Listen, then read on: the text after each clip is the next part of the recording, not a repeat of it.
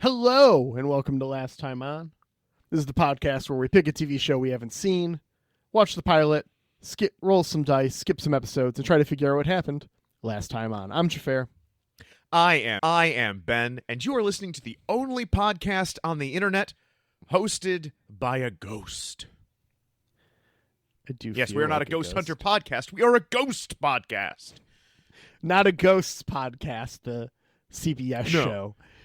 No. Or yes, the original UK, none of those. We are all actually dead, and our unfinished business was not watching all the prestige television, but we're also trying to kind of half-ass it and see if we can get in on a technicality. Yeah. Yes, you can't go to the afterlife until you've watched all the prestige television. Well, we kind of did. You are technically correct. The best kind of correct. It's funny because, we've been doing this for a couple of years at this point now. Mm-hmm. And someone I'll be at work and see oh, yeah, Breaking Bad. You've seen Breaking Bad, right? And I'm like, kind of. I've seen a third of it. Oh, the first season? No. I've seen 8 to 12 episodes of whatever show you're talking about. Just kind of speed ran it. Picked up the details as I was going along. Oh, yeah. So we got ourselves a weird one. Some stuff has happened. I hope this is most episodes of this show. Is just weird little one-off things, and we've just happened to continually hit the episodes that are the main storyline. I wonder how serialized this show actually is. I am getting so I'm not gonna I might be tipping my pitches here for later. I really think season 4 they got a directive of just hey, maybe just do some spy shit. JJ, hey man, we love you. What is all this spooky bullshit? Just have them be spies. Do some spy shit, please, JJ. But this episode, we open in media sepia filter, and we are in a bazaar. No E. What? No E. We're in a bazaar, no E. Yes. Yeah. Clarify. And, yep. We have Muck here, for those of you who have watched Band of Brothers. Skip? Yeah, Skip. Yeah, I wrote Skip. Yeah. Yep, Skip Muck. He is super nervous, just standing in the middle of the street saying, I've lost my bird, I've lost my bird. And Weiss finally comes up behind him and is like, I'm missing my canary. So he has the spirit of the code phrase, but not the actual code phrase. Yeah. I love this. He's so nervous. And Weiss is hey, one, you need to go to the right place. Go up there, right? All this stuff. He goes up there and he meets Sydney. Mm-hmm. And if Weiss is having a dude meet Sydney, I'm kind of wondering what's going on there. That seems weird that Weiss would be helping that dude. But maybe he's just there listening and he knows the code word. Well, I think we've got the rest of the team there, and everyone is here. Yeah, my assumption is he was supposed to go up, and Weiss is just I got eyes on the guy. He's standing nervously in the middle of the hallway, repeating almost the code phrase, and he's not moving. What should I do? And they're like, I don't know, just give him a nudge, man. Yeah. And so he breaks cover to be like, hey, dipshit, come on. Yep. So he goes up there. They talk for a minute, but he totally got followed. They move to plan B and begin exfiltration. And we get a cool little action sequence that ends with our guy getting shattered because he is, of course, a glassman. They called me Mr. Glass. Yeah. He's a glass man. Skibbity-bop-bada-boo. But this is I was a little incredulous that, like, all right, you're trying to be undercover, you're trying to be inconspicuous. Oh no, we've been made. Plan B isn't a, hey, I've got these super spies around me. They can, like, sneak through the crowd and, like, take out these goons one by one or something. It's just abandon all pretext and just run. Fuck out. Yeah, and Skip gets tackled and his leg just snaps off. And Yes. at first I thought, oh, okay. When he said, like, I had to, hide the smuggle out the weapon the only way I could, I was like, oh, it was a red herring. We're supposed to think he swallowed it. It was actually in, like, his fake leg. And then he just shatters. And Terrible for a second, CGI. terrible CGI. And for a second, I'm just like, oh no, did this show go full, like, we have glass animatronic bad, like, people running around? And it's like, oh no, this was a one-off. Yeah, my notes here when he shatters are, Fonzie, I believe you've jumped the shark. Yeah. He ain't gonna be an Alias 2. No. We go to our theme song, which is updated. It is now just sexy, wet Jennifer Garner. Yeah, in different outfits. Yeah, just... I mean, there are worse choices one could make, but it is kind of bewildering. But we then cut to the office. We are back in a secret high-rise. And Yeah. Sydney is Sloane's in charge again? Yeah, Sydney is just a dick to Vaughn. And she's just like, you look terrible. He's like, thanks, nice to see you too, Sydney. It seems like they haven't been seeing each other. And there's also, I don't know if you caught this, but there's some talk about how this is them working with the CIA. Yes. I think we have not seen Vaughn most of this season.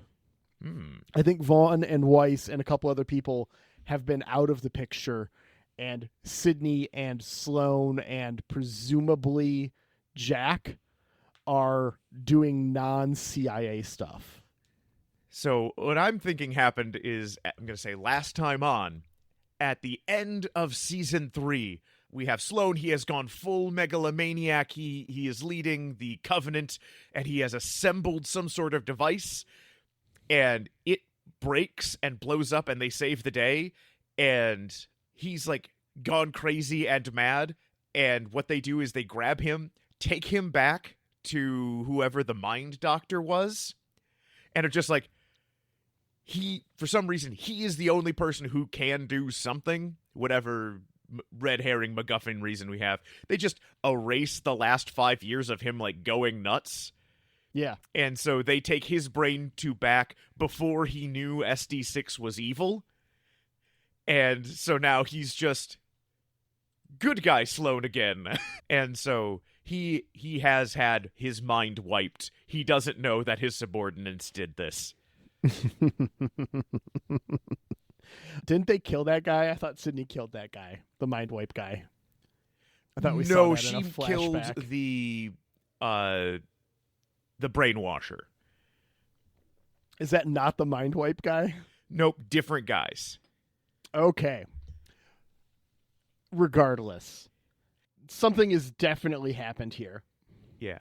Also, we find out Skip, when he contacted them, he's like, I have found a new secret weapon that I'm willing to sell it to you, the good guys, for $10,000. And I just heard that number. I'm like, I would have expected you to ask for a lot more, Skip. Like, I'm going to smuggle you the secret bioweapon that they're making out of Morocco. At least ask for 100. Get some money. Yeah. I mean, this was like the early 2000s, so $10,000 is like $25,000. Yeah. You know. God, inflation. Anyways, Jack and Vaughn have the worst water cooler chat at work ever. talking about visions of your wife that you killed. Yeah. Yikes. So this, whoever Vaughn's wife was, presumably that was the assassin at the end there, because she's dead now and we don't see her around. I mean, we'll wait for a confirmation. I'm not trying to claim points here, but that seems to be the vibe. That could very well be a vibe, but Xhafer, Yes, that's not fun. Let's get weird with it. Let's get on why his wife died. Yes, and why he killed his wife.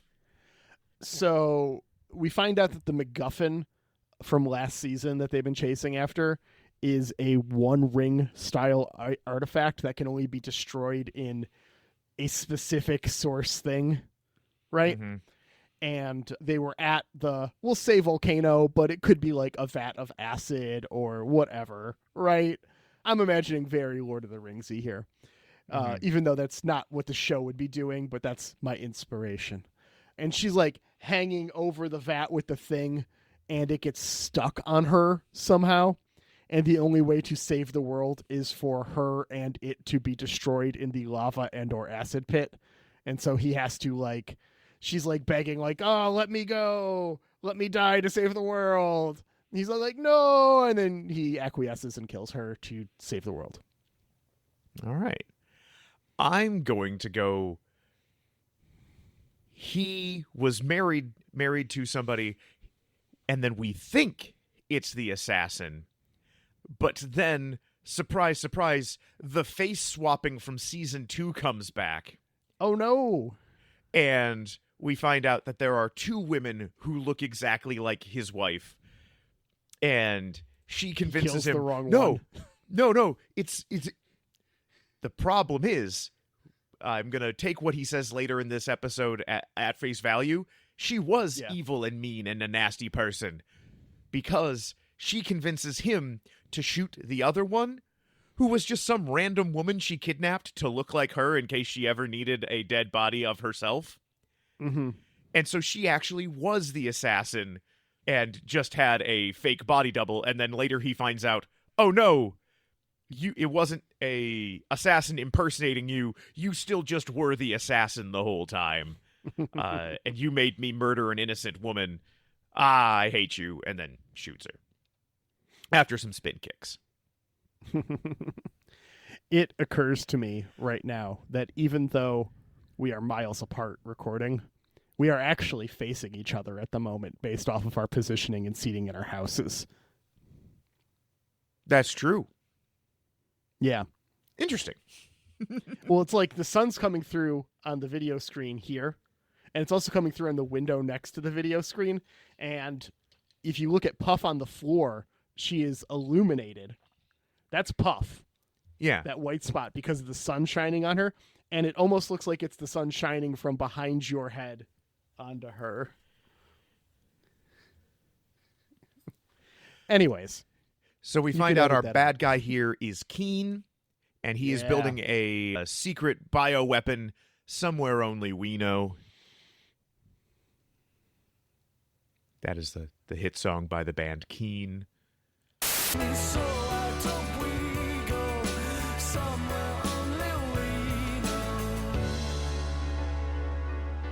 Oh, yes! Yes, it is! I know that song.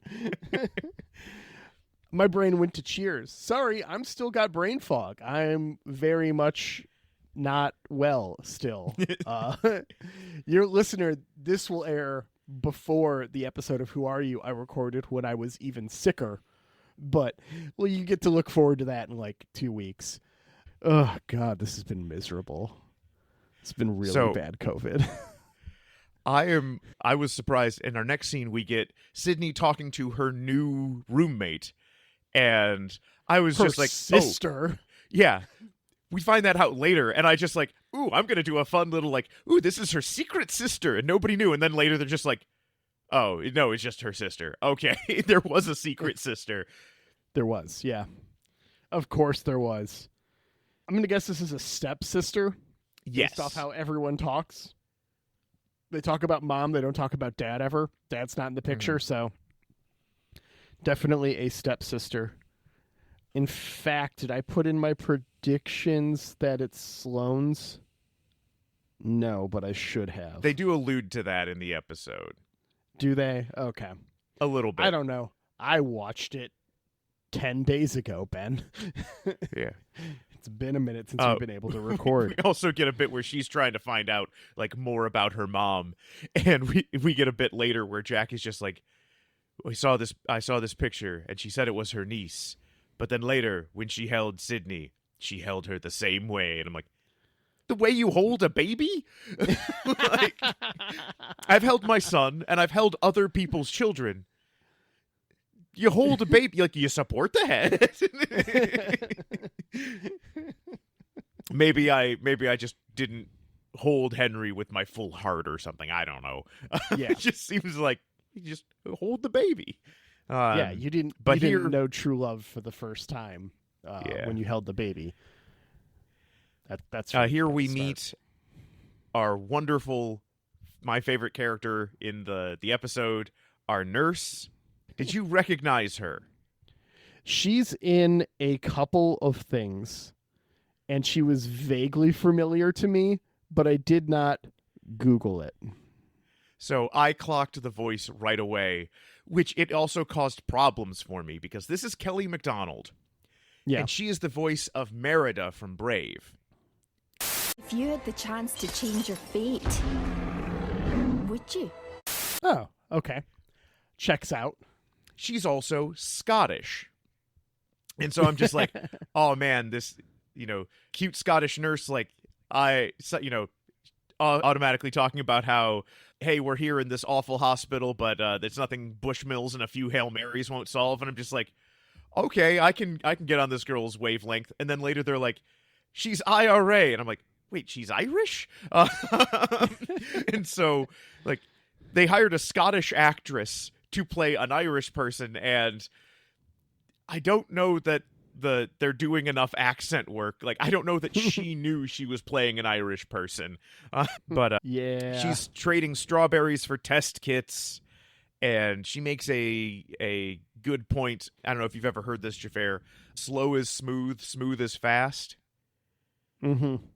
So for those of you who at home, if you try to rush something, you're going to make mistakes. It's going to compound. It's going to make things take longer.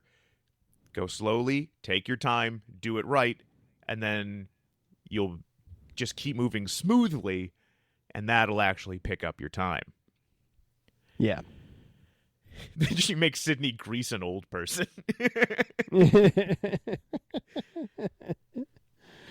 Yep. She puts on gloves. Sydney puts on gloves like really awkwardly. Like not like a experienced medical person would put on gloves, right? And this is clocked immediately. I don't know if you caught this. Mm-hmm. Because it's like there's no words in the scene, but she's just like trying to put on gloves for a minute, and she's just like, who the fuck did they send me? It's so Sid good. does say, like, hey, I was mostly in administrative work, so, like, there is a little plausible deniability, but it was that look of, like, I'm going to have to teach you everything, aren't I? We then have Nadia and Marshall from work. Yeah. And we get a fun minute here where it's showing off baby pictures and... Mm-hmm. Yeah, Weiss tells him that Nadia is immune to his charm, and she rebukes and then reminds him that he's married. Yes. I feel like we're missing a bit of the story here, but maybe not. I don't know. It felt more like... I don't think Weiss Marshall was actively trying to seduce her. No, I think it was more of a, hey man, she seems to kind of be like flirting her way through the office just to get what she wants. And I thought this was Weiss being like, hey man, you work with spies, you know what a honeypot is. You know, all of these people know how to be nice to get what they want. Chill out, bro. Marshall, you were supposed to be a perfect pumpkin. I hope Marshall's still a perfect little pumpkin. I think he is. I think this was more like, hey, yeah. don't fall for like, I don't think he would have like done anything. I just think he would have been like, she's so nice, Nadia from work. Mm-hmm. She told me to put a tracker on something, so I did. Meanwhile, an emergency comes into the hospital that Sid is at in Montenegro. That is suspiciously weird. It's got missing limbs and no blood, and you see the like little husk thing, and it looks kind of shiny. Yeah. It's also a bunch of white soldiers in Morocco, which is weird. And they go into a secret off-limits area. Yeah, there's can't know what's going on here. It's a big old secret. Nadia asks Jack who the baby is, and he just doesn't answer. We brought up this scene earlier about how he looks at her holding the baby and stuff, but he doesn't actually say who the baby is or isn't. Mm-hmm. At whoever's HQ everyone is working at, everyone brings their... We don't know. Everyone brings their collected kind of intel together here to try and figure out what's going on. Vaughn comes in with a... Oh, God, I can't read my own handwriting. Award Marcus gives him to lift. Oh, so Vaughn and Marcus are in the hotel room, and he just keeps making Marcus punch him again and again until he can show up as a fake priest in the hospital. Yeah. Yes. Vaughn comes in with a wound Marcus gave to him so that he can lift Dr. McClane's key card. Marcus copies it as Dr. McClane falls for Vaughn's charm. As her older brother comes in, this is Keen, and has some questions about the guy they brought in earlier. This is where we find out that, our nurse has been disguising her last name, pretending she's not related, and she is here trying to do penance for what she did before, whereas her brother is like, hey, I've gone from IRA terrorist / freedom fighter to just terrorist. Mm-hmm. Sid gets some samples of the bioweapon as she watches some experimentation about making it airborne. Airborne. I think I'm starting to like Cincinnati. Mm-hmm. And there is a ton of this stuff on site, they find out. Yes. 13 vats? Yeah, so they need to... It's not just like they're stealing like 5 or 6 little vials here and calling it good. They have to get a plan without a tactical squad to stop it from moving. Vaughn decides to try and turn Dr. McClane, to turn her against her brother and his life of violence, and it goes pretty well. Moving from the bar to the lab, as Vaughn slowly peels back the layers, both of his true identity and what he knows of Ice 5, which is, I don't think we said the name of the drug, but that's the name of the drug here. Which absolutely sounds like the fake boy band you would have on a character's wall in a 90s sitcom. Yeah. 98 Degrees right next to Ice 5, 100%. Yeah. Yeah, where it's just like, we're not licensing a real boy band, so all of our characters get really excited that they're going to the Ice 5 concert. This is all a trap, though. She had her brother meet them there, and he gets the drop on Vaughn. Yep. And she wants to stick it in his brain just to see what happens. Yep. Eye stuff. I don't know what it is about eye stuff in the shows I'm watching lately, but between Battlestar and this, everyone's coming for the eyes right now. It's squicking me out a little. And Alien Earth, for that matter. Anyways, Sydney is coming to the rescue here. She beats up the older brother with no spin kicks. Oh, there's 3. I counted 0. I counted 3. Okay, maybe we need to meet on what our definition of a spin kick is. So I am considering a spin kick anything that at least requires a pivot. It doesn't have to be a full spin. Okay. That is a generous definition given our bet, and I will accept it wholeheartedly. I don't know. As long as it is at least 180 degrees of kick, I consider it a spin kick. Okay. As this is going on, he accidentally kills his sister. Yeah. Which, I don't know. If I'm ever, like, bending a needle is so easy, I'm never using one in a fight. But, yeah, we do get a... she forgives Vaughn with Yeah. her dying breath here. Yeah, it's big sads, but we move on like nothing fucking happened pretty quickly. Over at HQ, Jack finally IDs that baby as as Irene's niece, but it's pretty sus, as we had talked about earlier. And on the plane ride back, Sid tells Vaughn that she is there for him. And also maybe some fucking? Yeah. Not sure where they're at right now. So I'm not feeling great about my they get married prediction given the current relationship status. Yeah. That's the episode. This one was pretty action-packed, so it moves pretty quick. Mm-hmm. Also, like, not a ton of globetrotting. We got like 2 locations.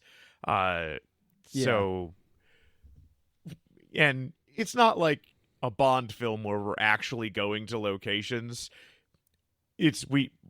For most of the show, even when we were getting like, oh, they go to, South Africa and then they're in Tangier or whatever. It's like a title card and then the same desert outside of Los Angeles. We might color grade it a little different. We might not.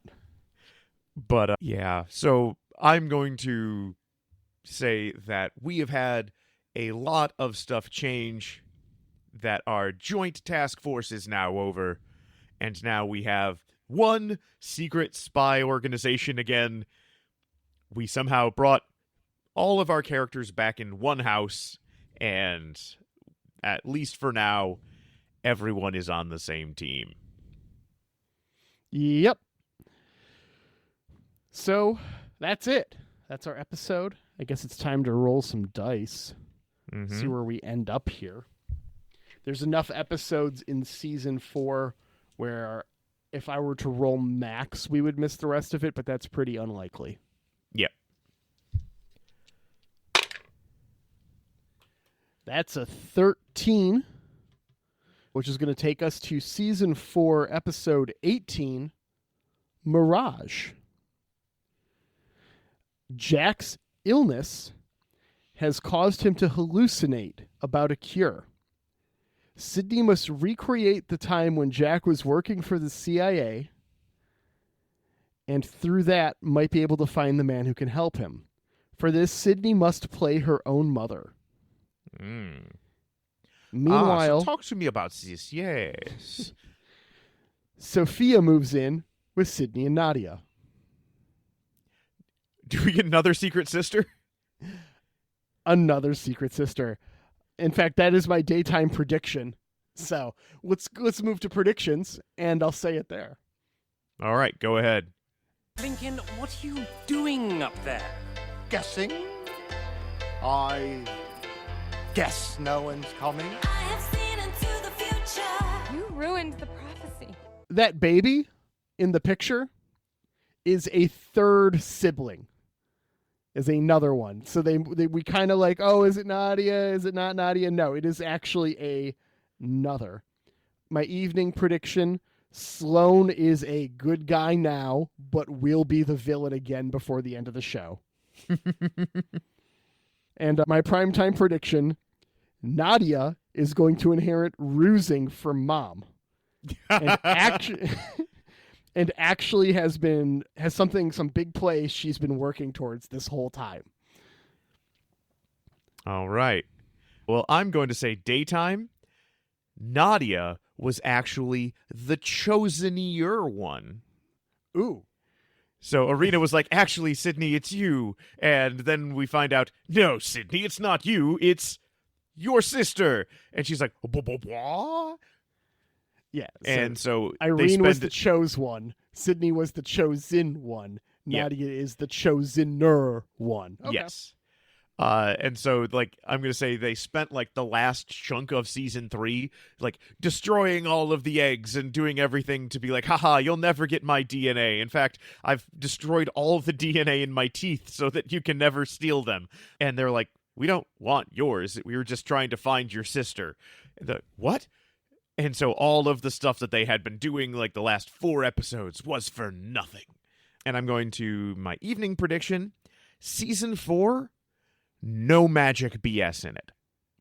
It is straightforward spy stuff. Okay. And then season 5, it comes back with a vengeance, and we get a spy wizard. Spy wizard. Man, Yes. Tactical Breach Wizards. Yeah. Yeah. Somebody gets defenestrated. I need to play more of that game. That game was fun. Okay. I was just on a podcast where defenestration was a major part of it. Like, of an episode or of the theme of the podcast? Of the episode. We're done with predictions. I'm going to talk about it right now. Yeah, go for it. So it's not out yet, but coming up in a little bit, there's a podcast called Anthological, which is where the podcast reviews anthology movies, but each chunk of the anthology movie is done by a different set of hosts with no rules about how you do it. So it is an anthology podcast about anthology movies. I hope you were on for Die Hard. No, we were on for the or not Crimson franchise. Yeah. Right? So anthology movie being not a set of movies that tell different stories, but rather a movie that in itself has different stories. Yes. So we did The Meaning of Life. And so my section was the Crimson Permanent Assurance, that chunk that's at the very beginning where they become corporate pirates. And a lot of people get thrown out of windows in that. Including a very young Matt Frewer. Oh. Yeah, so I'll let you guys know again when we get closer to that actually being released. But that was a fun thing I did. Cool. That's fun. Victor has just come on the messenger and got me his predictions. It is a 3-part prediction. All right. So it is one leads into the other, leads into the other. We see Sydney dancing in a ball gown with a gun and knife in her garter belt and spin kick someone in high heels. I think that's a pretty safe bet. It seems like a pretty safe prediction. Although this is the early aughts, the ball gown might be the tricky part. Like if you said slinky dress, I'm like, that is a daytime prediction altogether. The ball gown is the degree of difficulty here. Yeah. All right. Well, that's the episode. Mm-hmm. So we should probably say thank you to Ripe, who just announced they're playing... God, let me find it. Hold on. I'm just going to find it. You're just going to have to edit this. That's fine. The episode's 35 minutes. Along with whatever Xhafer's looking up, Ripe did just announce they're doing something really cool where they are doing... Oh, okay. Is it the New Year's Eve show? No. Oh, okay. Well, what's your thing that you just found out that they're doing? So if you have old Ripe merch, you can bring it to a show. You get 15% off of whatever new purchase you're making, and then they will take it, clean it up as long as it's like in decent condition, and have a secondhand Ripe merch store right there at the merch booth. So one, hey, I've got this old shirt that I'm not wearing. We'll make sure it gets like a second life. And two, hey, I can find an old tour shirt that they're not making anymore. And that's cool. Yeah, so it's one, keeping the merch alive, and two, also being like, hey, let's be sustainable. Yeah. They're playing New Year's Eve at Virginia Beach. Sweet. Yeah, with the band Perry. That's fun. Good for them. That'll be a good show. Whenever I hear the band Perry, though, I always think, like, the band? And then they all put on a fedora? The band Perry? Yeah, that's it. All right. Well, so yeah, go check out Right. Go give him a listen to the new album. It's great. Go see him on tour. And thanks so much for letting us use Goon Squad as our theme music. We appreciate it. Yep, and feel free to leave us a review wherever you listen to your podcasts. It really does help out. And tell a friend. And we'll see you next time on Last Time On.